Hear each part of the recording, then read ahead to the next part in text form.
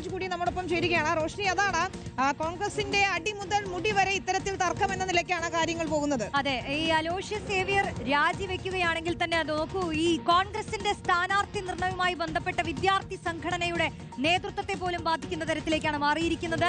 ഒരു seat Aloysius പ്രതീക്ഷിച്ചിരുന്നു അല്ലേ വിനീത? പക്ഷേ മുതിർന്ന നേതാക്കൾ അടക്കം അലോഷ്യസിന് അങ്ങനെ ഒരു ഉറപ്പ് നൽകിയിട്ടുണ്ടോ? നിലവിൽ ഇങ്ങനെ പിണങ്ങി അതൊരു രാജിയിലേക്കൊക്കെ പോകുന്ന ഒരു സാഹചര്യം ഈ ഘട്ടത്തിൽ ഇത്തരം തീരുമാനങ്ങളിലേക്കൊക്കെ യുവ നേതാക്കൾ എത്തുന്നത് പോലും. ഇപ്പോൾ KSUവിന്റെ വൈസ് പ്രസിഡന്റ് സംസാരിച്ചപ്പോൾ പറയുകയായിരുന്നു, ഞങ്ങൾ ആരും അറിഞ്ഞിട്ടില്ല, ഞങ്ങളോട് ആരും ചർച്ച ചെയ്തിട്ടില്ല എന്നത്. അപ്പോൾ KSUവിന്റെ കോഴിക്കോട് ജില്ലാ പ്രസിഡന്റ് സൂരജിനെ സ്ഥാനാർത്ഥിയായി പരിഗണിച്ചിട്ടുമുണ്ട്. അപ്പോൾ അലോഷ്യസ് സേവ്യറിന് ഇത് വ്യക്തിപരമായി കൂടിയുള്ള പ്രശ്നമാണെന്ന് വേണം മനസ്സിലാക്കാൻ. പക്ഷേ ഏതായാലും ഒരു യുവജന സംഘടനയുടെ, വിദ്യാർത്ഥി സംഘടനയുടെ നേതാവ് രാജിവെക്കുന്നു എന്ന് പറയുമ്പോൾ അത് ചെറിയ രീതിയിലുള്ള കാര്യമല്ല. കോൺഗ്രസിലെ എന്താണ് ഇപ്പോൾ നടക്കുന്നത് എന്നതിന്റെ ഉത്തരം കൂടിയാണ് അല്ലേ റോഷിപാൽ?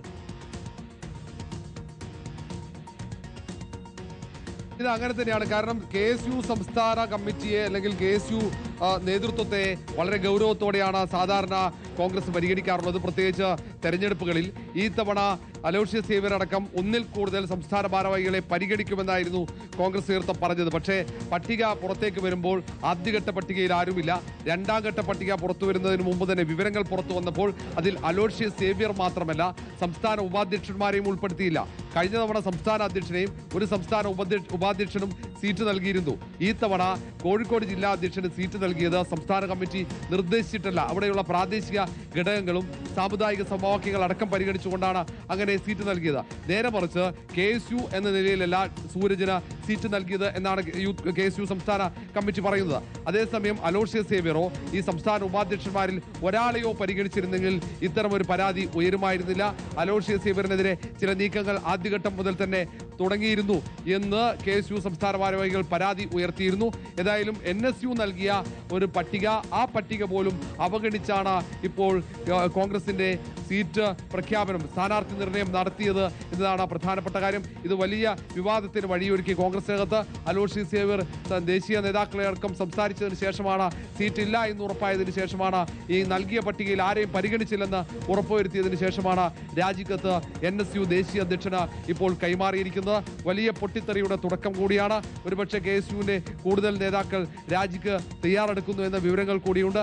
ഏതായാലും യൂത്ത് കോൺഗ്രസിന്റെ സംസ്ഥാന അധ്യക്ഷനടക്കം യൂത്ത് കോൺഗ്രസിന്റെ ഭൂരിഭാഗം നേതാക്കളെയും പരിഗണിച്ചപ്പോൾ KSUവിന്റെ സംസ്ഥാന അധ്യക്ഷനെയോ സംസ്ഥാന ഭാരവാഹികളോ പരിഗണിച്ചില്ല എന്നതാണ് ശ്രദ്ധേയമാകുന്നത്.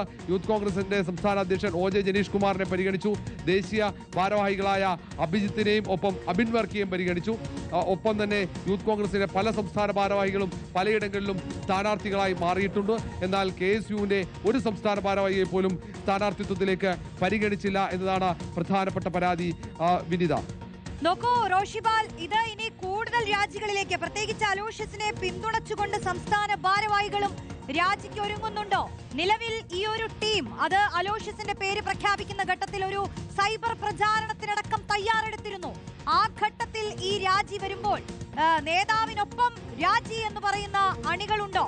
സംസ്ഥാന ഭാരവാഹികളുണ്ടോ?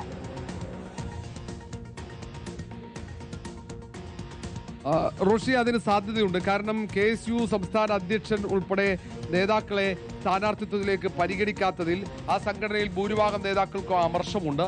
കാരണം സാധാരണ KSU സംസ്ഥാന പ്രസിഡന്റിന് സ്ഥാനാർത്ഥിത്വം കൊടുക്കുന്നതായിരുന്നു പതിവ്. നമ്മൾ നേരത്തെ പറഞ്ഞതുപോലെ KSU സംസ്ഥാന അധ്യക്ഷനായിരിക്കും സതീശൻ പാച്ചേനി തെരഞ്ഞെടുപ്പിൽ മത്സരിച്ചിരുന്നു. ഷാഫി പറമ്പിൽ മത്സരിച്ചു. ഒപ്പം അതിൽ PC വിശ്വനാഥ് സ്ഥാനാർത്ഥിയായിരുന്നു.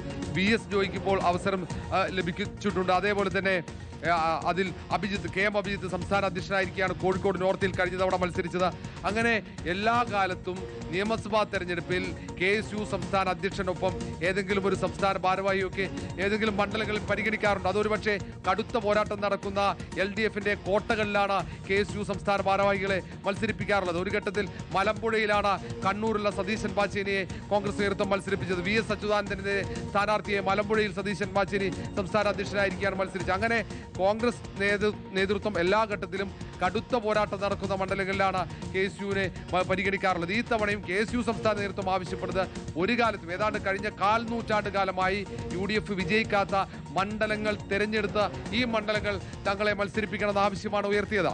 CPM-മായി LDF-മായി നേർക്കുനേർ പോരാട്ടം നടത്തുന്ന CPM-ന്റെ LDF-ന്റെ കോട്ടകളെന്ന് വിശേഷിപ്പിക്കപ്പെടുന്ന മണ്ഡലങ്ങൾ പരിഗണിക്കണമെന്ന ആവശ്യമാണ് KSU സംസ്ഥാന കമ്മിറ്റി മുന്നോട്ട് വെച്ചത്. അതുപോലും പരിഗണിച്ചില്ല എന്ന പരാതിയാണ് KSU സംസ്ഥാന അധ്യക്ഷൻ അലോഷ്യസ് സേവ്യറിന്റെ കത്തിലുള്ളത്. മാത്രവുമല്ല, കഴിഞ്ഞ കുറെ കാലമായി സമര പോരാട്ടങ്ങളിലെ സജീവ സാന്നിധ്യമാണ് KSU.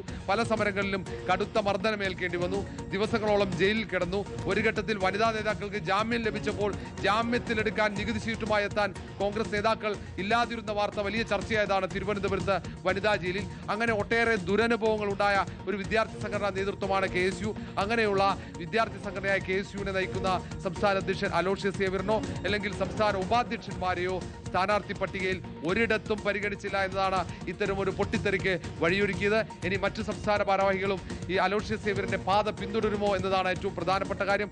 ഇത് കോൺഗ്രസ് നേതൃത്വത്തിന് വലിയ തലവേദനയായി മാറും. കാരണം യൂത്ത് കോൺഗ്രസിന്റെ ഏതാണ്ട് ഒട്ടേറെ സംസ്ഥാന ഭാരവാഹികളെ, ദേശീയ ഭാരവാഹികളെ സ്ഥാനാർത്ഥിത്വത്തിലേക്ക് പരിഗണിക്കുമ്പോൾ എന്തുകൊണ്ട് ഇതിലെ ഏറ്റവും പ്രധാനപ്പെട്ട പോഷക സംഘടനയായ KSU-വിന്റെ സംസ്ഥാന ഭാരവാഹികളെ പരിഗണിച്ചില്ല എന്ന ചോദ്യം അവിടെ അലോഷ്യസ് സേവ്യർ ഉയർത്തുമ്പോൾ അതിന് എന്തായിരിക്കും കോൺഗ്രസ് നേതൃത്വം നൽകുന്ന ഉത്തരം എന്നതാണ് കാത്തിരിക്കുന്നത്. റോഷ്നി, വിനിത.